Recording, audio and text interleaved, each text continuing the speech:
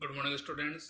Class 11th आपका second chapter था आपका राजस्थान में रजत बूंदे।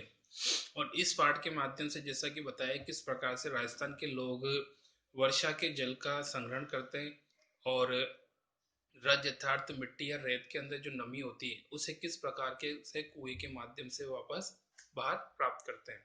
नेक्स्ट क्वेश्चन है, कुएं की खुदाई किससे की जाती है? कुएं का व्यास बहुत कम होता है, इसलिए इसकी खुदाई फावड़े और कुल्हाड़ी से नहीं की जा सकती। बरसोली से इसकी खुदाई की जाती है।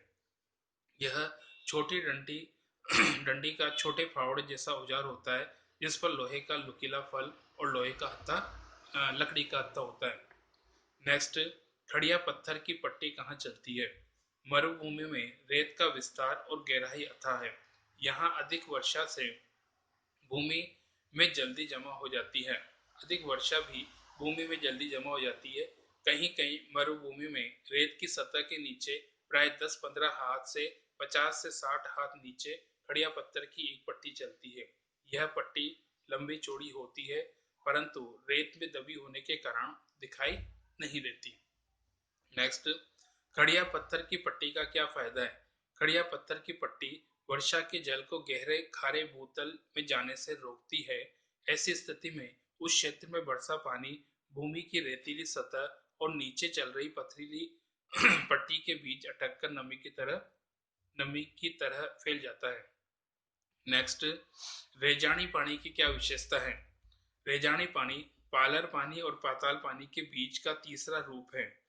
यह धरातल से नीचे उतरता है परंतु पाताल में नहीं मिलता। इस पानी को कुएं बनाकर प्राप्त किया जाता है। रेजा शब्द का प्रयोग वर्षा की मात्रा नापने के लिए किया जाता है। यह माप धरातल में समाई हुई वर्षा को मापता है। उदाहरण के लिए, यदि मरुभूमि में वर्षा का पानी 6 अंगुल रेत के भीतर समा जाए तो उस दिन की वर्षा को 5 अंगुल रेजा कहते हैं। नेक्स्ट, गहरी कुएं में पानी खींचने का क्या प्रबंध किया जाता है? गहरी कुएं में पानी खींचने के लिए उसके ऊपर घिरनी या चक्री लगाई जाती है। यह गरेड़ी, चरखी या फरेड़ी भी कहलाती है। ओडाक और चरखी के बिना गहरी और सकरी कुएं से पानी निकालना कठिन काम होता है।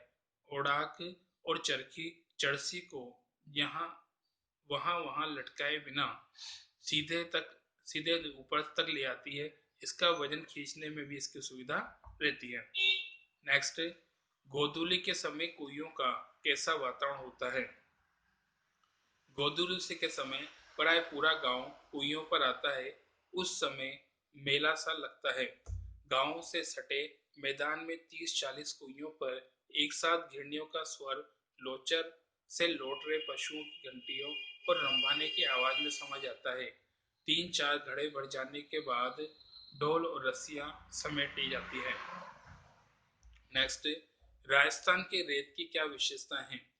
राजस्थान में रेत के कण बारीक होते हैं। वे एक दूसरे से चिपकते नहीं। आमतौर पर मिट्टी के कण जब एक दूसरे से चिपक जाते हैं तथा मिट्टी में दरारें पड़ जाती है।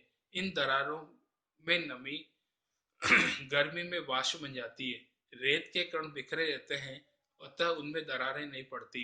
अंदर की नमी अंदर ही रहती है। यह नमी ही कुइयों के लिए पानी का स्रोत बनती है। नेक्स्ट, कुएं के निर्माण प्रक्रिया पर प्रकाश डालिए। मरुभूमि में कुएं के निर्माण का कार्य चेलवांजी यानी चेजार करते हैं। ये खुदाई और विशेष तरह की चिनाई करने में दक्ष होते हैं। कुएं बनाना एक विशिष्ट कला है। 4-5 हाथ के व्यास की कुएं को 30 से 60-65 तक की गहराई में उतारने वाले चेजारो कुशलता और सावधानी के साथ पूरी ऊंचाई नापते हैं। चिनाई में थोड़ी सी भी चूक चेजारों के प्राण ले सकती है। हर दिन थोड़ी थोड़ी खुदाई होती है। डोल में मलबा निकाला जाता है और फिर आगे की खुदाई रोककर उस हो चुके काम की चिनाई करके चिनाई की जाती है ताकि मिट्टी धसे नहीं। 20-25 हाथ की गहराई तक जाते जाते गर्मी बढ़ती जाती है और हवा भी कम होने लगती है।